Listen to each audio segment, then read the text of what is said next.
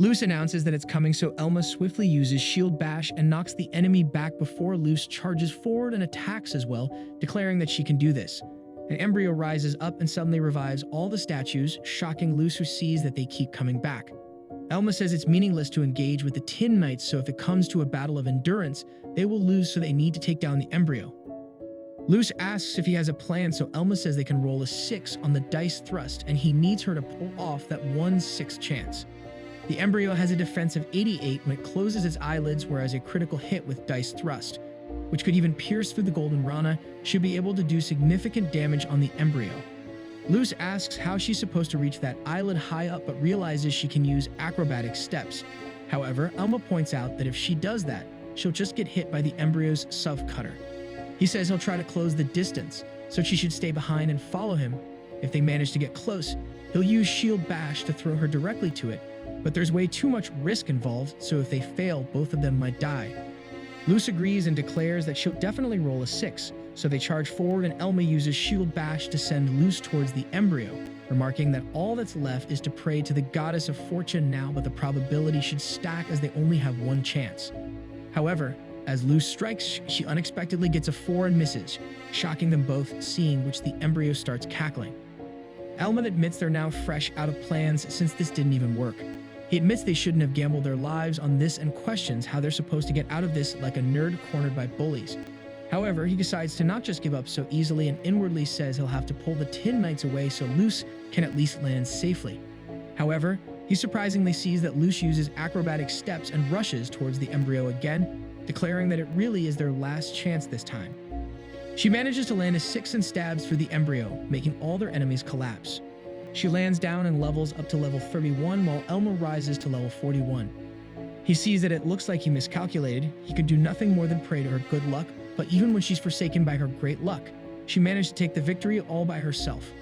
He gratefully thanks Luz since he would have died without her, so she cheerily says she also feels that she's gained a bit of confidence during this expedition, and even though she was told she had a useless class, she got a lot of good items in her dice thrust. However, Elma smilingly says that's because it's her, remarking that Luz is kind and brave and able to show abilities beyond that of just strength, so he doesn't think he'll find a more remarkable ally than her. She cheerily sees she got a tin sword, so Elma asks her to check if a bow dropped here as well. However, instead she finds a skill book, shocking him. He quickly hides it since people would kill to have this skill book, and says they'll be teleported back to the entrance since the boss is defeated. He also adds that the rewards they got total to more than 60 million gold, hearing which Luz collapses in shock. Klein annoyingly mutters that their efficiency really drops off even with just the two of them and says their luck is really bad, but Reese points out that it was just Luz's great fortune working before and asks if they should just call her back, but he declares that he's not lowering his head even if it costs him his life. They see a crowd gathered at the guild since a newly promoted E and F rank apparently beat the Angel's toy box recommended for at least level 50. They're shocked to see that it's Elma and Luz, as Elma explains that they were just attacked by the Wandering Lord of Dreams. The receptionist says they'll have to confirm the situation since the city has set up conquest rewards for it. Elma is surprised since he didn't expect there to be one and asks how much it is, so she reveals that it's 10 million gold, shocking Klein. He wonders if they got some rare loot since they're not even flinching upon hearing of 10 million gold.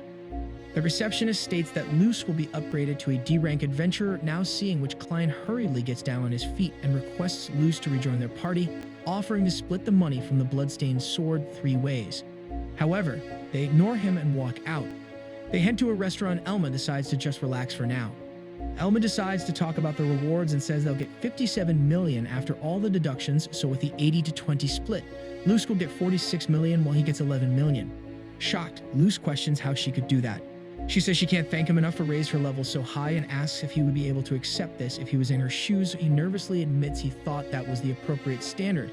Bro was about to get ripped off by an actual clown.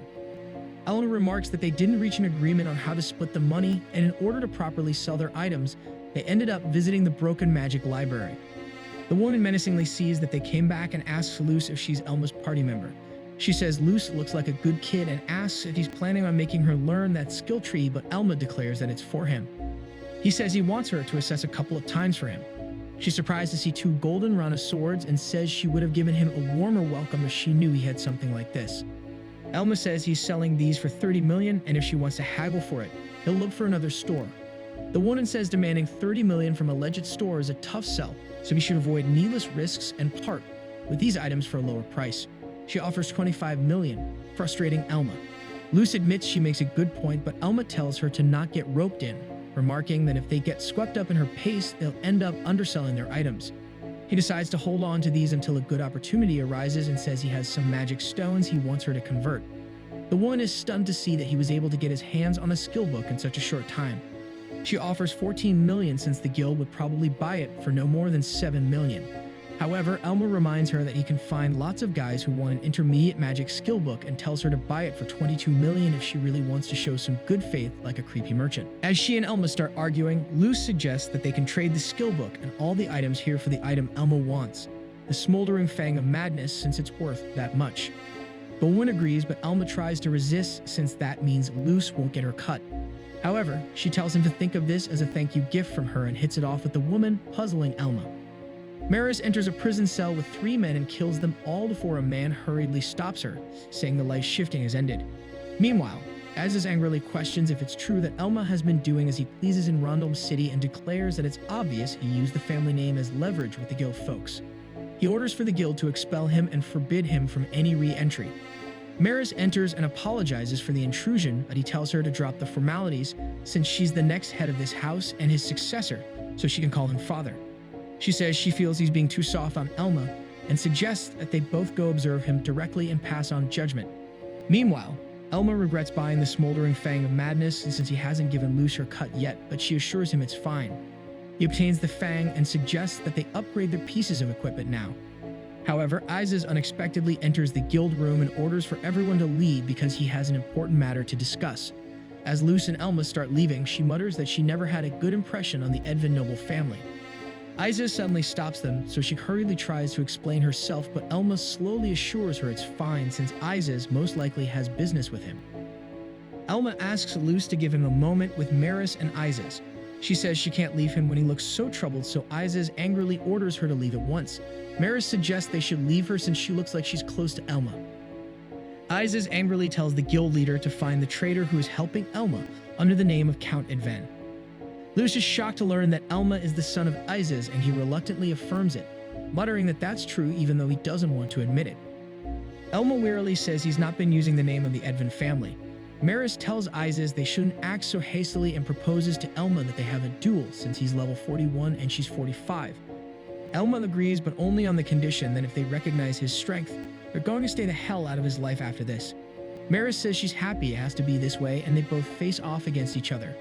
Luce hurriedly tells Elma he's being reckless, but Elma mutters that they haven't had practice since they were kids, and he honestly didn't think she'd hate him this much. Maris rushes forward, but Elma swipes her away, seeing which she says she's relieved that she can have some fun because this is the last time he, the man who she admired so much, and her will play with each other. That sounds very weird. Maris rushes forward and decides to hold back, so Elma quickly brings up the shield. Luce is stunned to see that he's being pushed back. As Elma's HP drops to 61, Azaz wonders if Maris is just playing around with him. Maris is about to mock him, but he suddenly attacks her with Vital Blow. Stunned, Azaz wonders if she was just careless since the difference between a sword sing and a heavy knight is like the sky and the ground. Elma remarks that a heavy knight's attack power is small, but that should have worked a bit right now. Thanks to the speed boost from the title, he was able to finally get a hit in, but tricks like this work only once. Maris laughingly says it's fun that he's still hanging up since she was worried this time of theirs would end so quickly. She decides to show him a skill of a sword sing and uses Vagra Barrage. She suddenly disappears, shocking Luce. Maris suddenly reappears in front of Elma and stabs his shield, pushing him back. Maris relentlessly continues attacking as Elma remarks that he managed to live through it.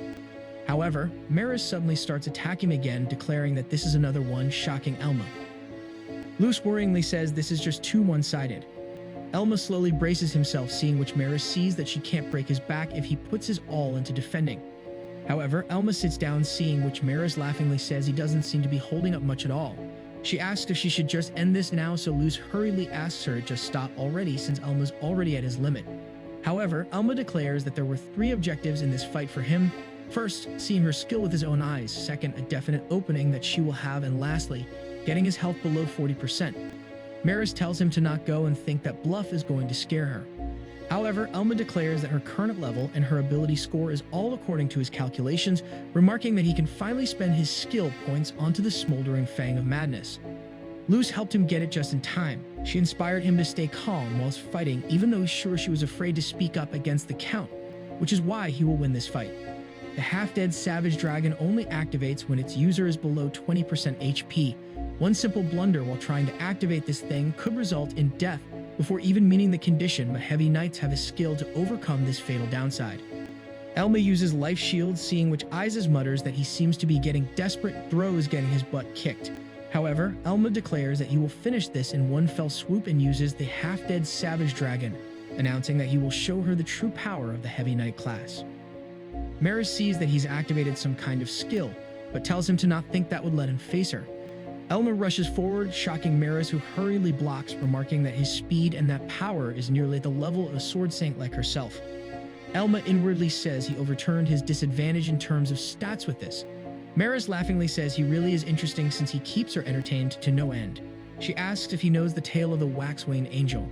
Elma recalls that it is the story of an angel born wingless, who was cast down to earth. She kept dreaming about her birthplace, so she made wings out of wax and took flight into the sky.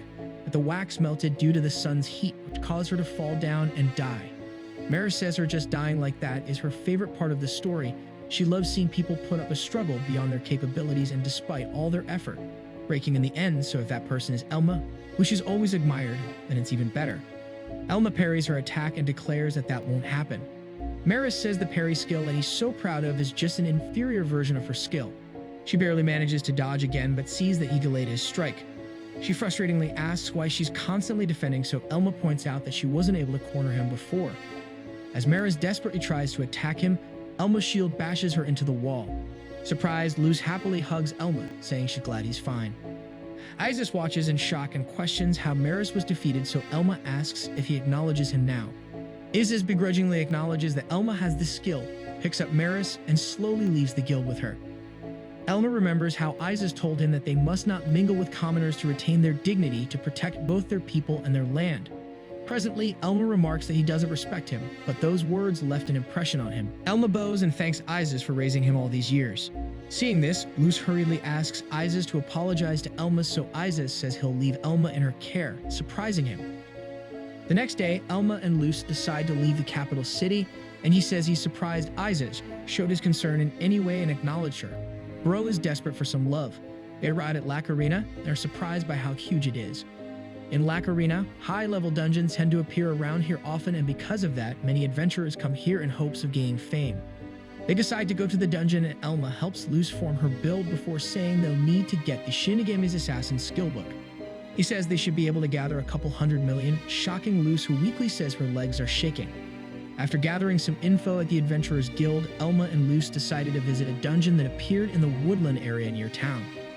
At the entrance to the dungeon, Elma announces that they'll be aiming for black steel drops. Inside, Luz says they're still a bit under level, but Elma says it's fine since recommended levels are nothing more than benchmarks. He explains that the black steel the monsters here drop is famous among intermediate adventurers. Luz sees that he's really knowledgeable and asks if he couldn't just live a cozy life as a guild staff, but he says the life of an adventurer is way more fun for him. They notice the monster named Smile, so Elma swiftly blocks its attack and says they'll be fine as long as they keep their distance. Luz says she'll handle it back and asks if she just needs to carve away at its HP. Luz swiftly takes it out, after which Elma reaches level 43. He tells Luz she did a good job and says if they keep this up, clearing the dungeon should only take a matter of time.